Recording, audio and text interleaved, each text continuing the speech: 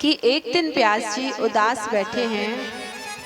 इन्होंने कई पुराणों की रचना की, लेकिन फिर भी मन में शांति नहीं। नारद जी गए। नारद जी ने कहा, पाराशर नंदन क्या बात है, क्यों उदास हो? व्यास जी बोले, मैंने अनेक पुराणों की रचना कर दी, फिर भी मुझे लगता है कुछ छूट रहा है। जब भी कहीं कुछ कमी लगे तो अपने अंदर झांकिए। श्री राम शर्मा जी कहा करते थे, हम सुधरेंगे जग सुधरेगा, हम बदलेंगे युग बदलेगा। हम सुधरेंगे जग सुधरेगा, हम बदलेंगे युग बदलेगा। स्वयं को सुधारिए, स्वयं की कमी देखिए। लेकिन हमारी नजरें जो हैं स्वयं की कमी नहीं देखती, दूसरों की कमी देखती है ना। नारद जी ने व्यास जी को अपने पूर्व जन्म की कथा सुनाई कि पूर्व जन्म में मैं एक दासी पुत्र, मेरा नाम हरिदास, मेरे पिता तो थे नहीं, मेरी माँ मेरी सेवा करती, मैं संतों की सेवा करता। नारद जी कहते हैं, संतों के साथ रह रहकर, संतों के साथ सत्संग सुनकर मेरा मन जो है विरक्त हो गया। संसार में मन नहीं लगता,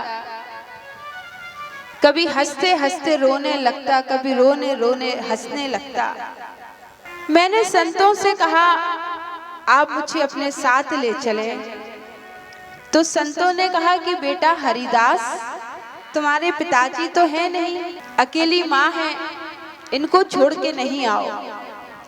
इनका शरीर जब पूरा हो जाएगा फिर तुम आके भजन करना।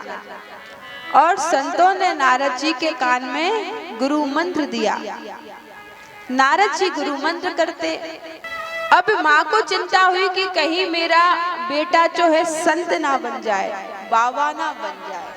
हाँ, अब माँ ने टोकना शुरू किया। नारद जी दुखी रहने लगे। एक दिन इनकी माँ गाय धोने के लिए गई, किसी सर्प ने डस लिया, उनकी मृत्यु हुई। नारद जी को दुख है कि माँ नहीं रही, लेकिन खुशी है कि मुझे भजन करने से अब कोई रोक नहीं सकता।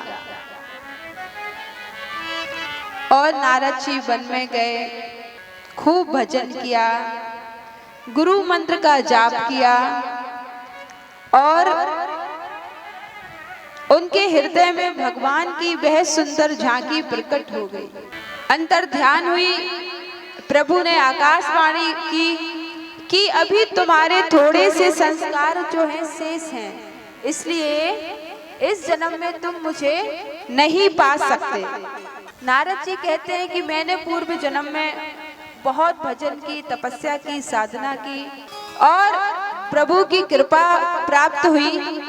और देखिए, देव दत्ता मिमाम वीणा स्वर ब्रह्म विभूषिताम, मेरे हाथ में वह वीणा है मुझे जो स्वयं भगवान ने दी है।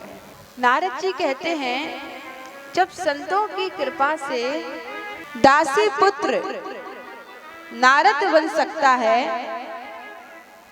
तो फिर आप पुराणों की रचना क्यों नहीं कर सकते? व्यास जी ने कहा, ठीक है, आपने कहा है तो फिर मैं प्रयास करता हूं।